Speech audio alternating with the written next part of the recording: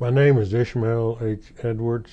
I was born in New Albany, Mississippi, out on Bratton Road, not in a hospital. I was delivered by Miss Kate Siddell, who was a midwife at that time. I was born July 29th, 1949.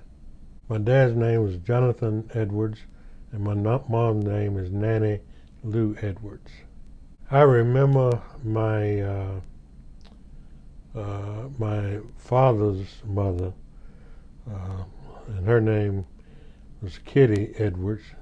She lived to be 97, and my grandfather on my dad's side passed away about a year before I was born, and both my mother's parents, I remember both of them, Carl Foster and Damie Foster.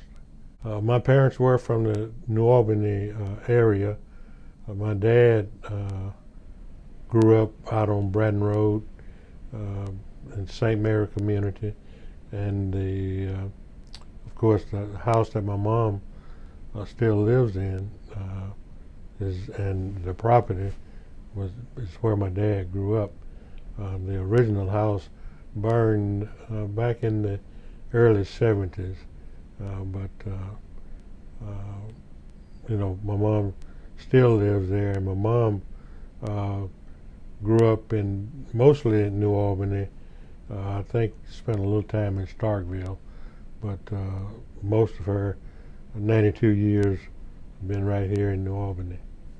I had 9 siblings, and of course 2 have passed away.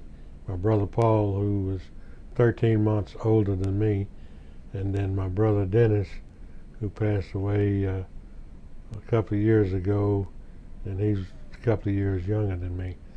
And so I have 8 siblings living, if my math is correct.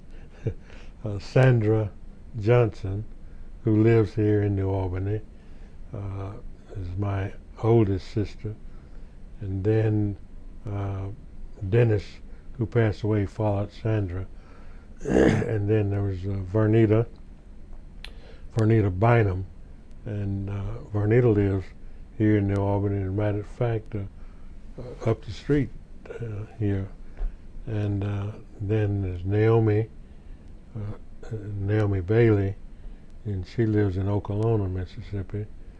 And then Sheila Fittis lives in Holly Springs, the same as I do. And then there's Mary, who lives in Tupelo, works here in New Albany in the school system. And Gary, who lives here in New Albany, and he works for the Department of Corrections, Mississippi Department of Corrections.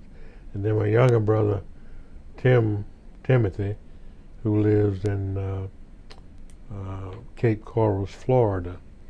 And Tim is the furthest away. He's the youngest, and I guess he's the only one that's really out of Mississippi. The community I grew up in, St. Mary, was a warm, loving, great community, family community to grow up in.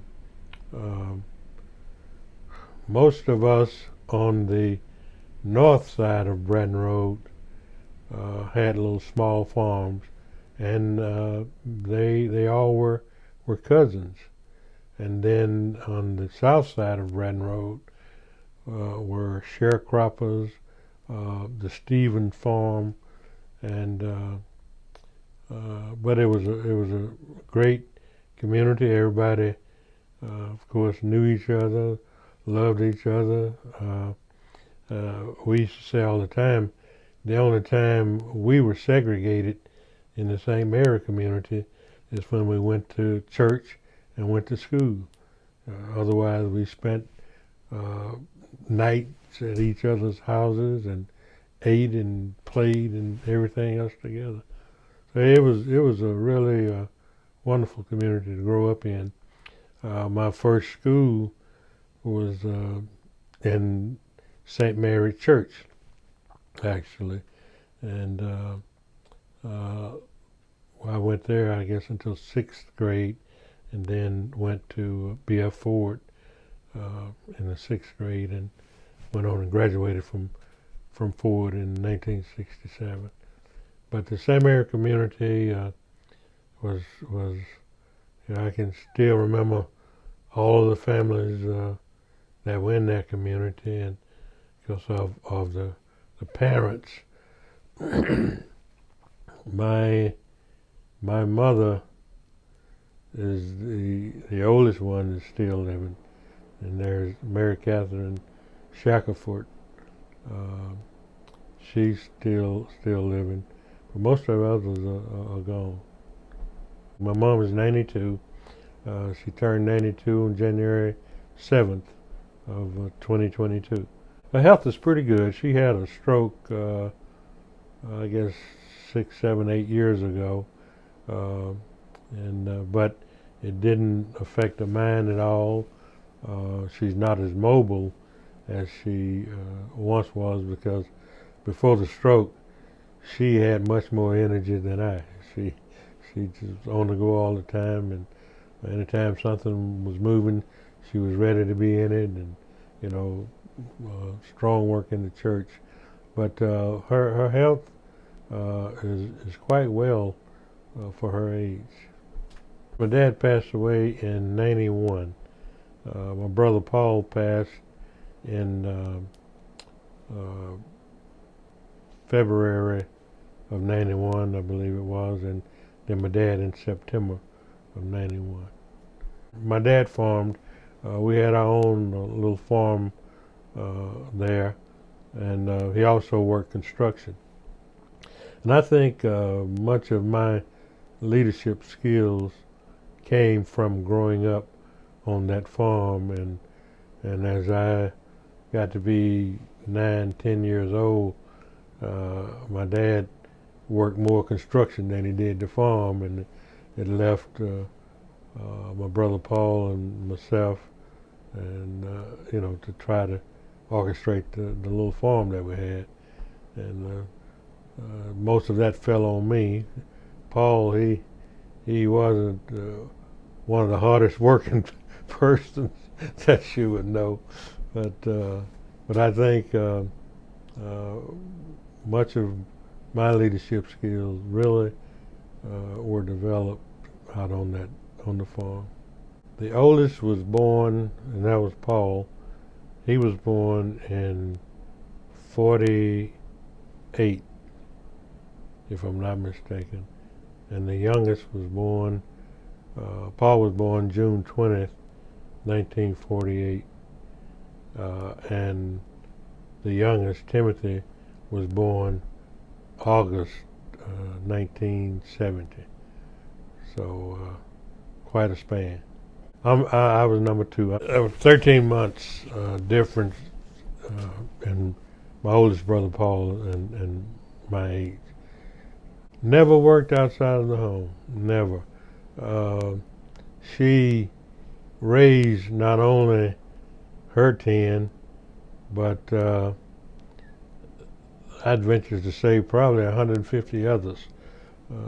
She everybody calls her my dear, and now during the holidays, uh, just kids who are grown and have children and some grandchildren, they all come to see her and say hello. But she kept children, from for other mothers who were working. I did elementary school out at St. Mary. At that time, when I first started, we just walk across the pasture to the school, and then the buses, they started running buses, so we catch the bus sometime, and then sometime we'd still walk for the fun of it. The school was next to the church. There was a wood building. We had coal heat, um, and it was heated by coal, and of course no air conditioning. I don't remember a fan even being in the school, but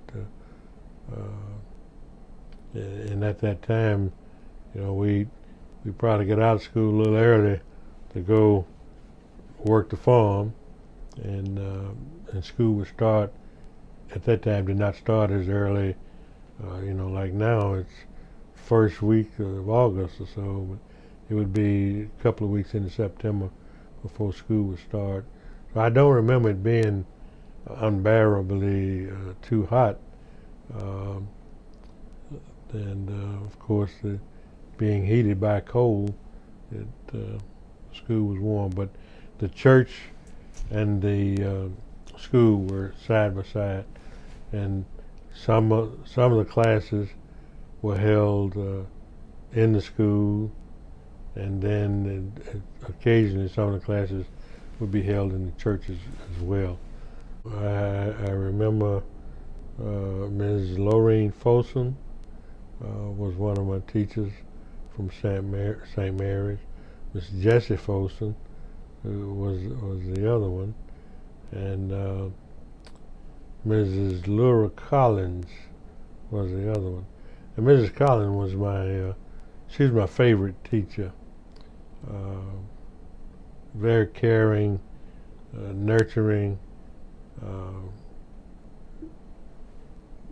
gave everybody an opportunity to express themselves, you know, whether you were right or wrong.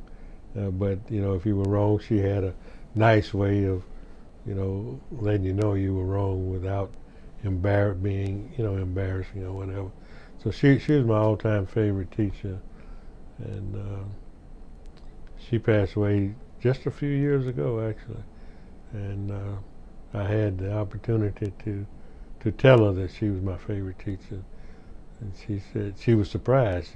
She didn't know that, and I said, well, we do a lot of things and say a lot of things that we think nothing else about, and then somebody will come back years later and tell you what you said that made a difference in their lives, So, but yeah, those were the three teachers that I had at St. Mary.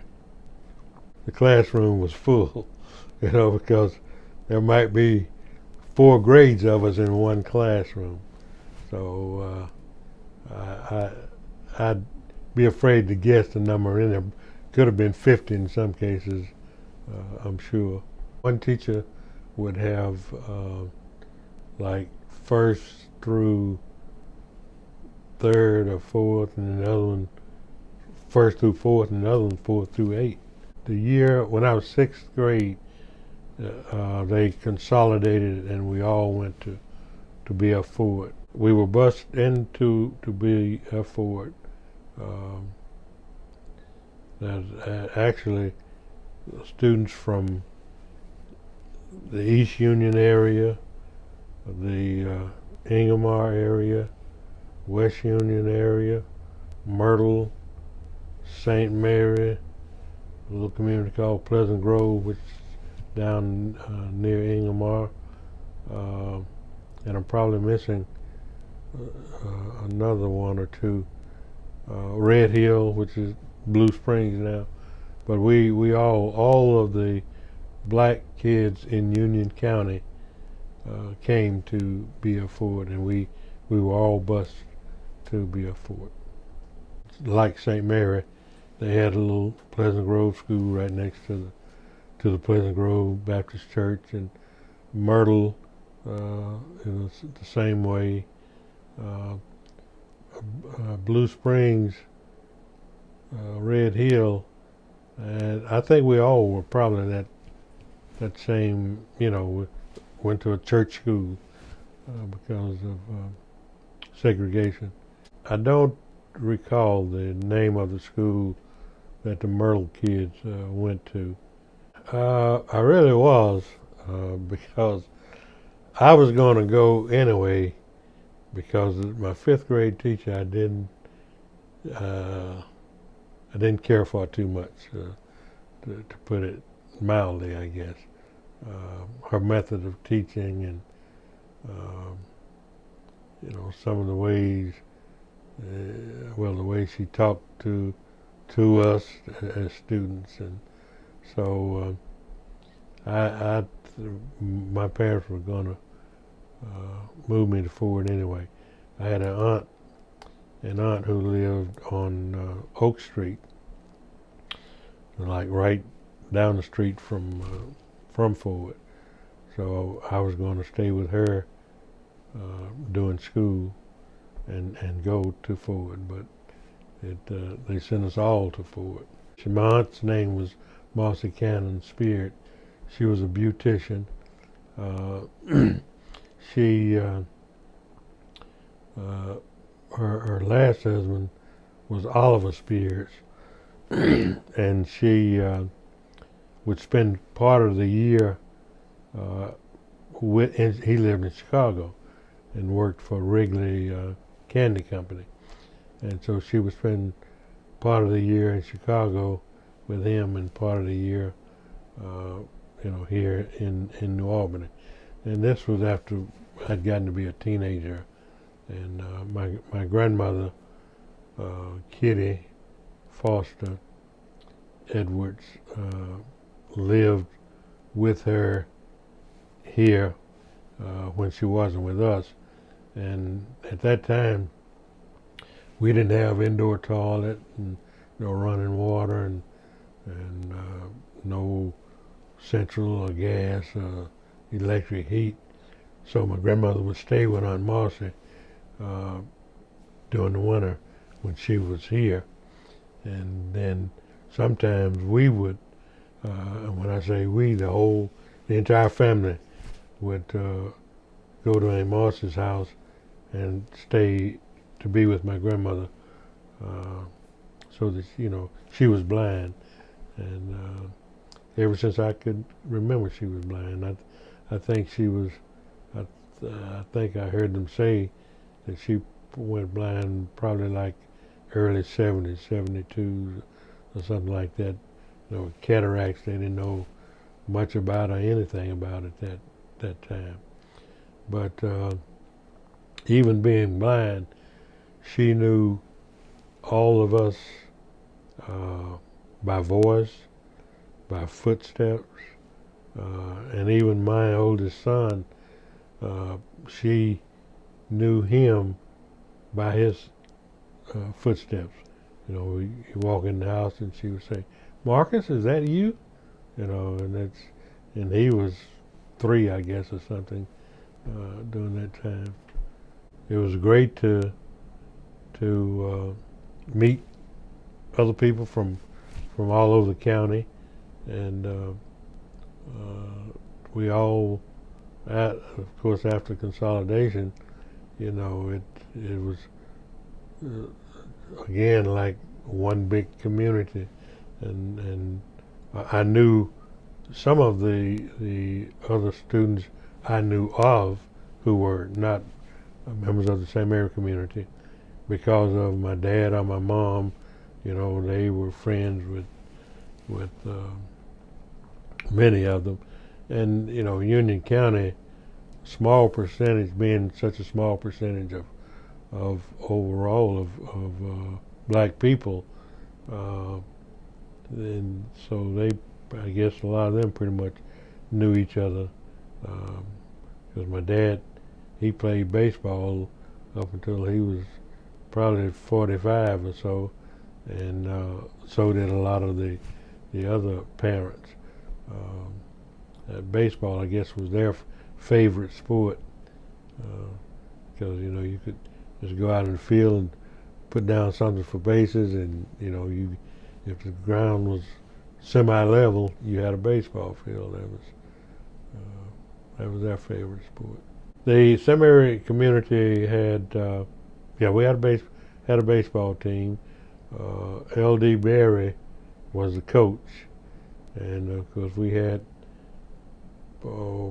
probably 4 baseball fields within the seminary community, because my brother and I, my brother Paul, when we go home for lunch, working in the field, and if we didn't want to go back to the field when we finished eating, if we didn't want to go back right then, we would go out and get a baseball and just start throwing, and then Dad would come out and join us, and then my mother would have to raise all kind of sand to get us to go back to the field. And but L.D. Berry had a field down in his pasture, and Alan Simmons, we played in his pasture, and so there were several places around that we could play baseball. Well, each community had a team, yeah, and that's just what we went by, whatever community we lived in. Whose community had the best team? Well, now the team, the community with the best team would have to be St. Mary. That might be a little biased, but we had some pretty good teams. C. Lois Vaughn, I remember, and because C. Lois lives in Meridian now. He went to Mississippi Valley State University, and he was our center field, and he could cover some territory. Barry Keaton and Tom Jones, Larry Berry, we had a pretty good team. And you said that these guys would play well into their 40s? My dad did. My dad and I'm sure probably Mr. Berry, LD, he probably played into his 40s. But yeah, a lot of them, and I remember a gentleman from the Red Hill community, Mr. Banks, Mr. D.C. Banks. They played well up in age there. And I guess in that time, other than work, there wasn't much else to do. There was a pool hall, I guess, or two around, but we weren't allowed to go. But some of the adult men went, I'm sure. Go across the railroad track, and then there was a little place down there called the Dugout, which was a little nightclub as well. And there was a pool hall, and I can't remember where, but there were a couple other pool halls around as well. The only thing we had in St. Mary was Shackelford's mom and pop grocery store. Mrs. Rosa Shackelford, who's actually a cousin. As I say, all of us who lived on the north side of Bratton Road were cousins, and but she had a little store, cafe, and that's where we'd go and get sandwiches and popsicles and ice cream, and just a little. But that was the only thing. St. Mary United Methodist Church, and Cousin Rose's store. That was about it. When we started being bused into town, that like early years, 6th, 7th grade, there were places to go, but kids didn't go, and until Mrs. Howard, Mary Howard, who was also a teacher at Ford, she built a snack bar and also a little motel, and she had a dress shop as well. But the snack bar was our hangout, when we got to be in high school. And then there was another little place on the corner of Bankhead and right in the area where Beasley's funeral home. It was a little joint there, and of course there was Bud Turner's Cafe, but as a teenager, I didn't go there. but the snack bar was our main hangout. When you were a teenager, did you have any way of getting to and from school other than the bus, or did you have to get on the bus at the end of the day and go home? The bus or our walk, and because Dad would be headed to his job, construction or whatever. So we missed the bus. We walked to school, and it wasn't bad. The Probably from where we lived to the school was probably 2 miles at the most, and that was nothing to walk at that time. And when I was in high school, I was dating a young lady over on the north side of town, and I would walk from St. Mary over to Carlisle Street on the north side. So that wasn't hard to do at all. My grandparents, my mom's parents, they lived in this little area. It's off of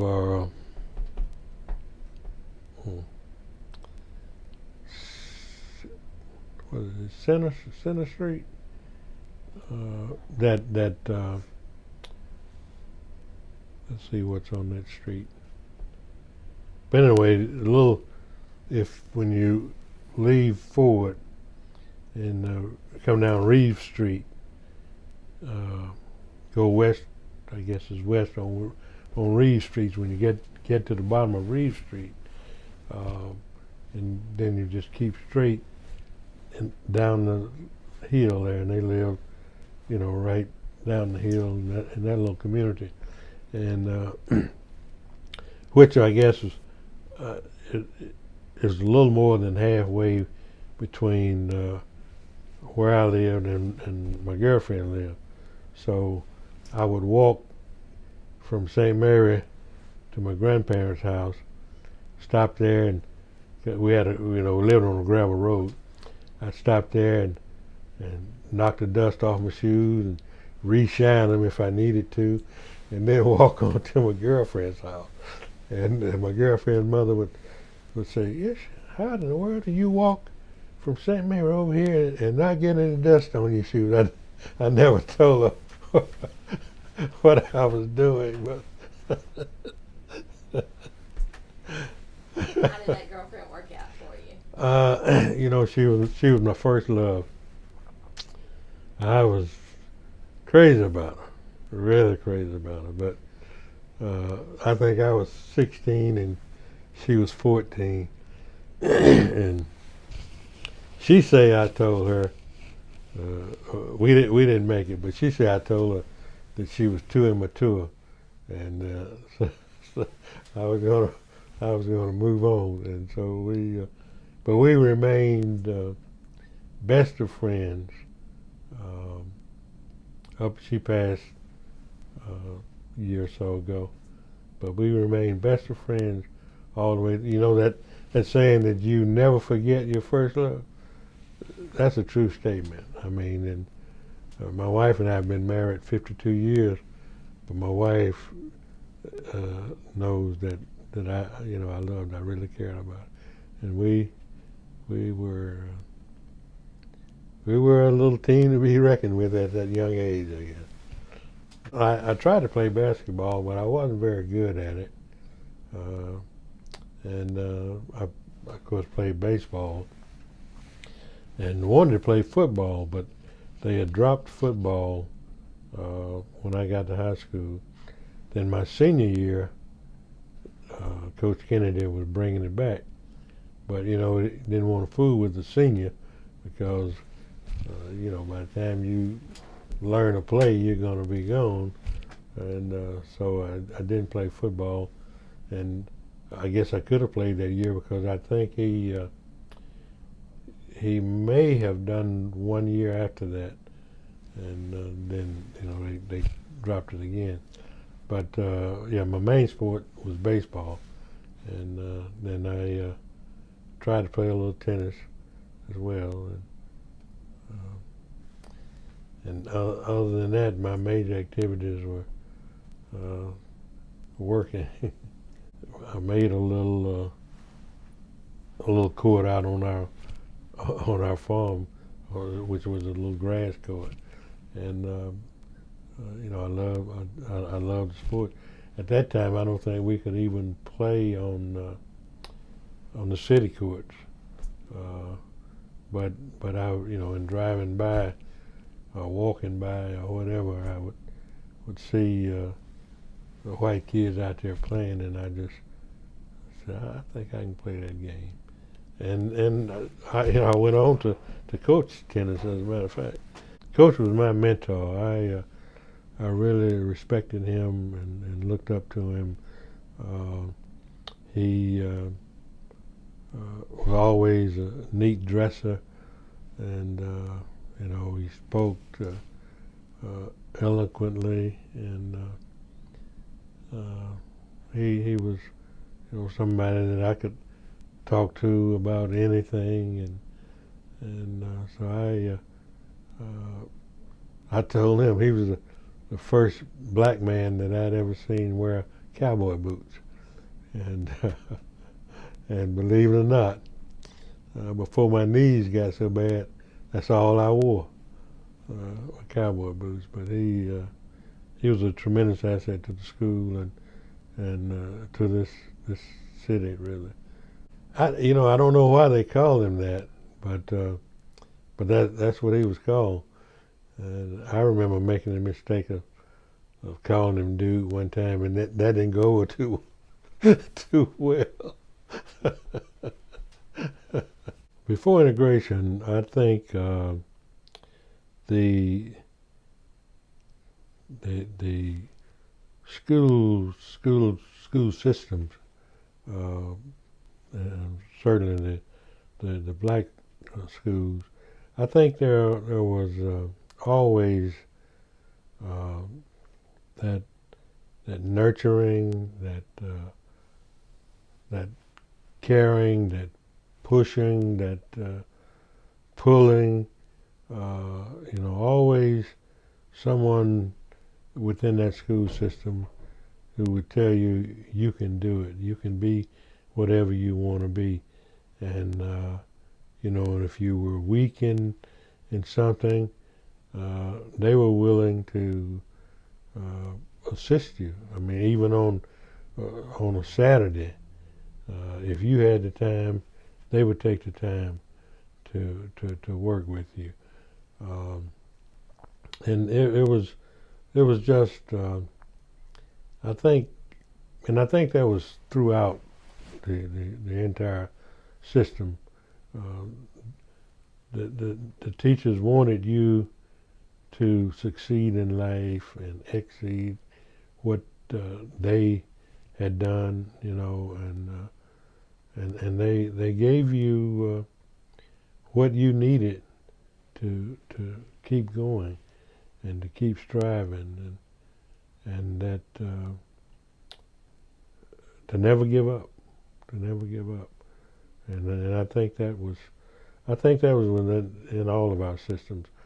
I can remember us playing Ripley and Oxford and Tupelo and Tunica and Charleston, and I saw the same thing in each of those institutions. When I was in high school, there was an official. I didn't know his name at that time. His name was Jerry Gentry, and Mr. Gentry was, I guess, maybe a teacher at that time over in Tunica. He later became principal of Rosa Ford High School over there and superintendent of Tunica County Schools. But he was also a basketball official. Now this is when I'm in high school, And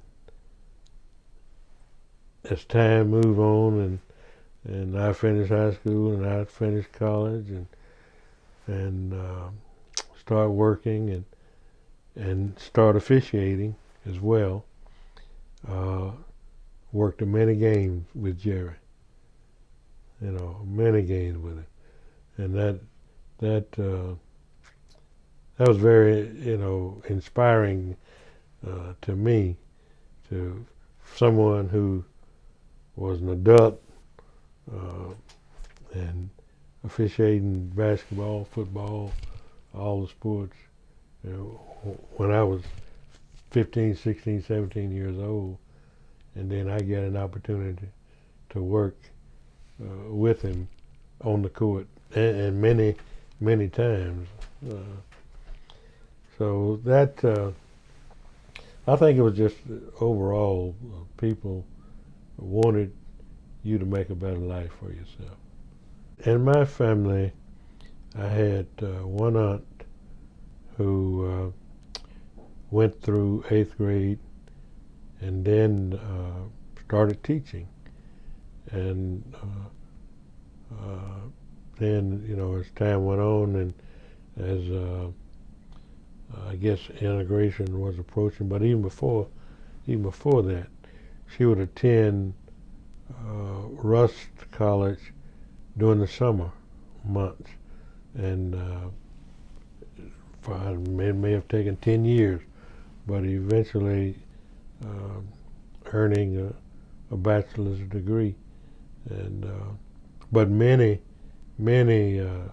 teachers back during that time, that's the way it was done.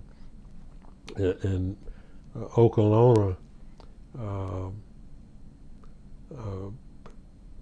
moved on up to a junior college later in time.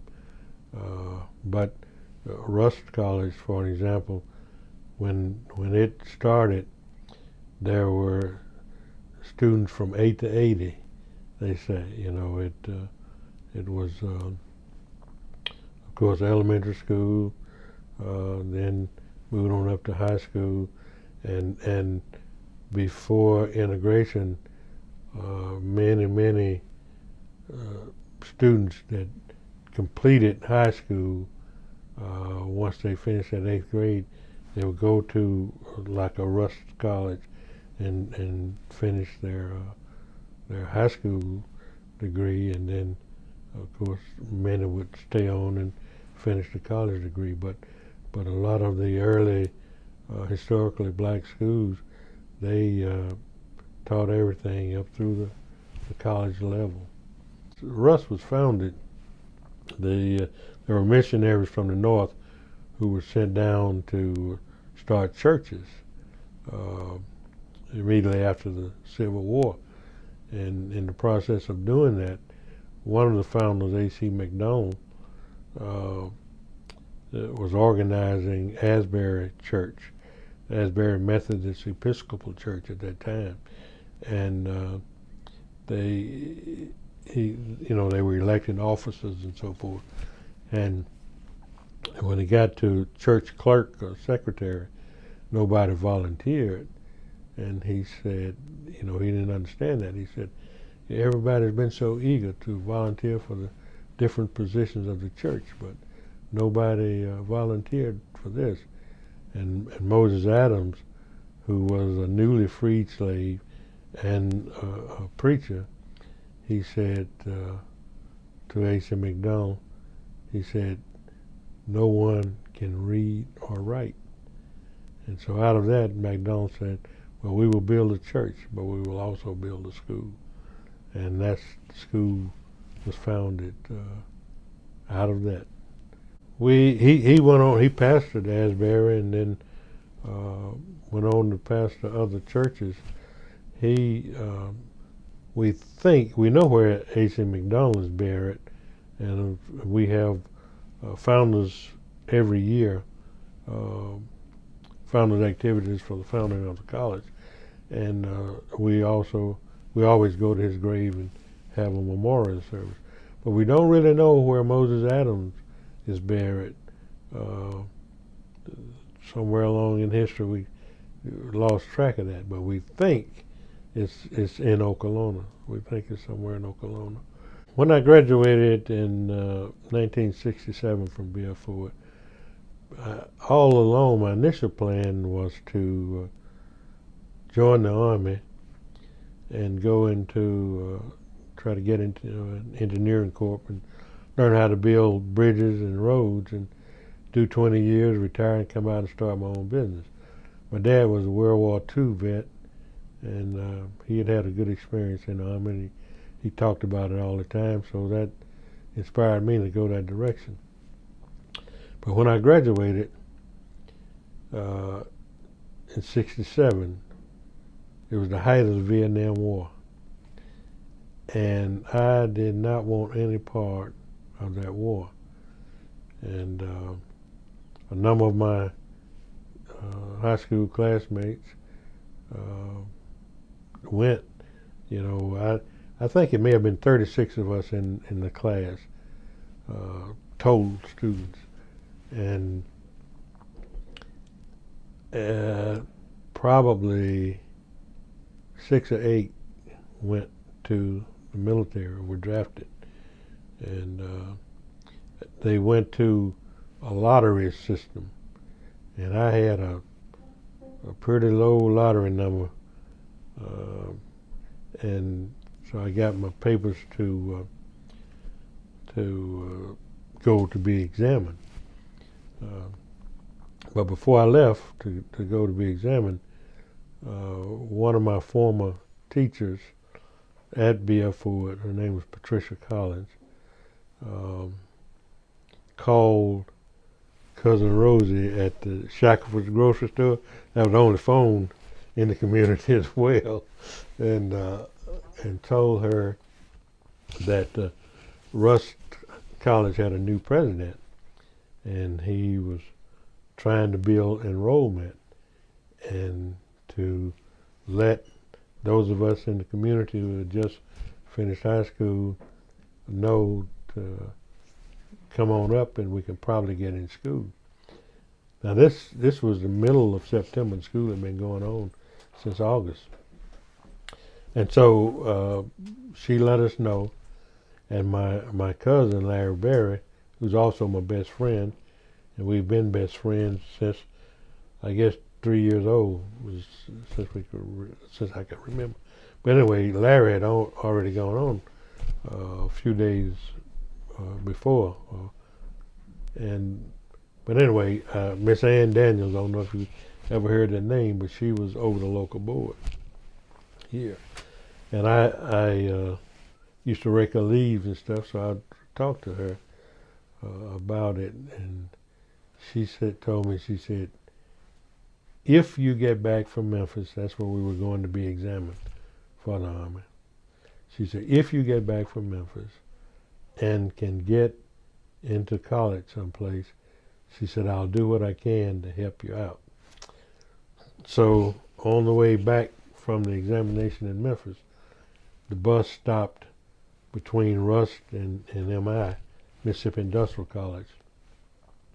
And I got off the bus, and 5, 6 students went over to Mississippi Industrial, and quite a few went over to Rust. So I followed them on over to Rust side, and had $25 to my name, and I was able to get admitted into school with that $25, and missed having to go to the military. So that's how I got to college, and how I stayed out of the military. And of course Larry, as I say, was already there, and so we became roommates. And there were 4 of us in a room. 2 guys from a school called Sandflat High School, which was located out in northern Marshall County. It's now H.W. Byers. But those 2 guys and Larry and myself, we were all in a room a little larger than this one. but 4 to a room. And it wasn't a problem for us because we all came from large families, and we made it fine. We all graduated. We all we've lost one, Elton, but 3 of us left, and we still get together, and we're still all best of friends, and family, and everything. But an interesting side note there: the students were protesting because there were too many in a room. They were saying, and they always protest. College students always protest about food, but and the other thing was that we're too crowded. There's too many in a room, and they tried to get me to go along with them. And I just thought about that thing. I said, now I'm in school, got in with $25, got in late, and I'm doing all right. And so I told us, no, I'm not joining you. Well, I don't know why. Why? I said, look, at home it was 4 of us in a bed, so 4 in a room is no problem for me. So, but so I did that and did my 4 years, uh, and the way I was able to get through, we had college work study, which still many schools have today, and I took industrial arts at B.F. Ford, so I had a few skills in carpentry and stuff, and then growing up on a farm, you learn how to do almost everything. And so I worked with the physical plant, the college physical plant, my entire 4 years of school.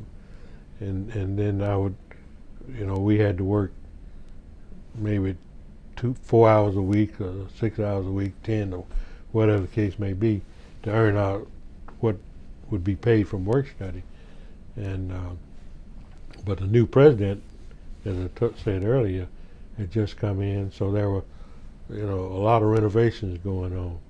So I'd get the opportunity to work nights and weekends and building offices and stuff, and to the point where some of the full-time employees started complaining because I was making more money than they were making. But I was putting in the time. Sunday night, Saturday night, everybody else out having fun. I'm trying to get through here. And so as a result, Rust hired me before I graduated, actually, and as assistant director of physical plant. That's my first job, and everything was, uphill from there on. I spent 51 years there. This last job was vice president. A lot of other jobs in between. I feel so blessed and so thankful that I had that opportunity. And I almost left trying to get registered. There was a lady in God rest her soul, in the registrar's office, who was just the meanest woman you'd ever seen in your life. And there was a student who was a sophomore who had work study and was working in the registrar's office. And she came over and told me, she said, just wait until I finish with these 2 students I'm working with. She said, I'll help you. I said, thank you. Her name was Willie Matt Smith from Macon, Mississippi. I never will forget her. And so I waited, and she walked me on through that. And that mean lady ended up having to work for me years later. But I got married my junior year, and my wife and I, we have 2 sons, Marcus and Kevin. And Marcus lives in in Birmingham, Alabasta, Alabama, but he works for the Jefferson County School System. He's supervisor of student affairs. Just completed his doctorate in education leadership in June of this year. And then my second son, Kevin, excuse me, lives in Jonesboro, Arkansas, and he's a property manager. He's done I don't know how many jobs Kevin has had, but a number of them. But and of course they're both married, and Kevin, he finished Rust also. Marcus, the oldest son, he graduated from Wiley College out in Marshall, Texas, another Methodist, historically black Methodist school. But Kevin, the youngest one, he has 4 daughters, and Marcus has a son and a daughter, and so I only have one grandson, and he's a freshman this year on a football scholarship at Lindsey Wilson University up in Kentucky. I retired from Rust in June 1st actually, and when we have a new president, she's been there a little over a year now, but I'd always planned to retire when I did, and when she came, and the executive council met with her, and got to meet her and talk about our jobs and listen to her plans and everything. So I told her that I would give her 100% for a year if she wanted it, and if she didn't want it, I would get 100% out of her way. So when I reminded her of that when I got ready to go, and she said, "Yes, I remember you telling me that." Rust is doing well under her leadership. She's our first female president, actually, and of course, COVID is making things extremely difficult in terms of retaining students and bringing them to campus, and so whether you're going to go online, and so it creates a whole lot of different problems, and even in fundraising, which I did a lot of. I travel all over the country. If I were there now, I wouldn't feel comfortable, in doing that. This is a tough time for it. Of course, the federal government, they created some CARES Act money to help institutions get through this period of time, and that has been, of tremendous help. When I left, we had a little over 1,000 students. We had an endowment of about $55 million, and we had no major debt. But the college was in excellent shape financially. It's a sound institution when I left. The student pool for historically black schools became smaller because they could go any place they wanted to go. Prior to that, you were the cream of the crop. You were selective and could be highly selective, but gave everybody, Russ did, everybody who had a sincere desire to get an education, they give you the opportunity. Initially, there wasn't a tremendous effect because there weren't a lot of blacks just going, and I think in the initial integration period, the majority institutions were more selective, and that might not be the right word, but just make quotas and that kind of thing. Whereas now, if you meet the criteria, you can get in schools in the country. Still live in Holly Springs. built a house there in '76. Still live in the same house. I've added to it, and my my wife, we still had the same appliances up until well, they just put them in a few days ago, but there was a back order, a back order on them, but they came in. So yeah, same house. My wife said I want to change, and I told her, I said, when I retire, whatever you want to do, within reason, I will do, because she's been a good wife, an excellent wife.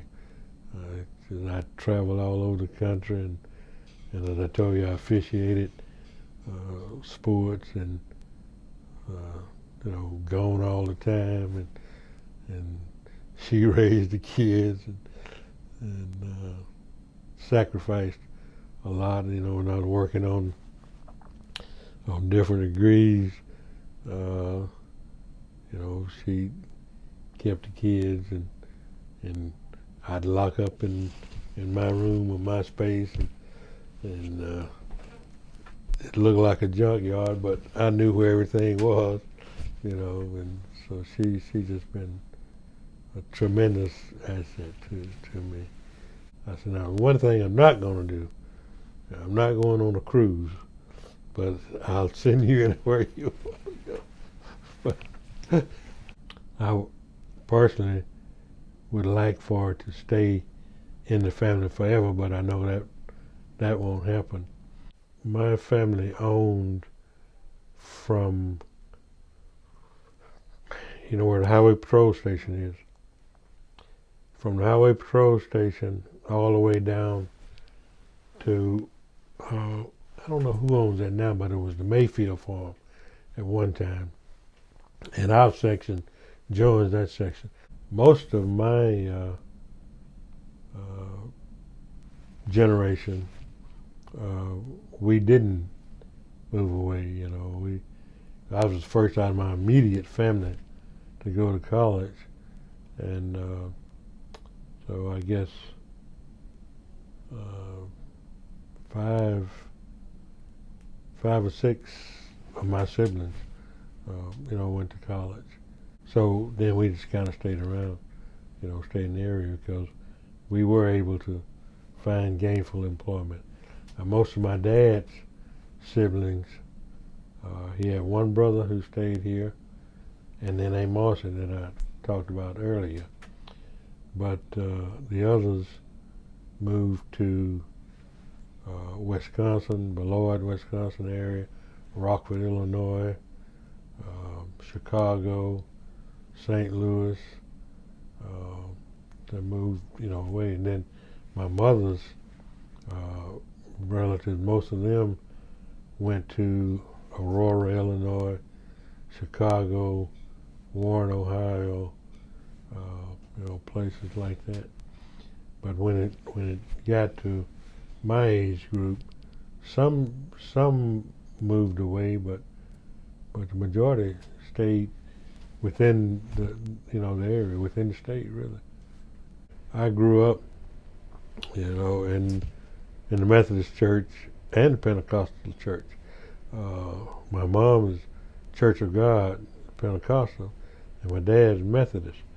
So we would go to church, go to Sunday school and service at St. Mary United Methodist Church, and then go to my mom's church, and at that time it was on Reeve Street, Church of God. We get out of there about 3 o'clock in the afternoon, and then they'd have night service again.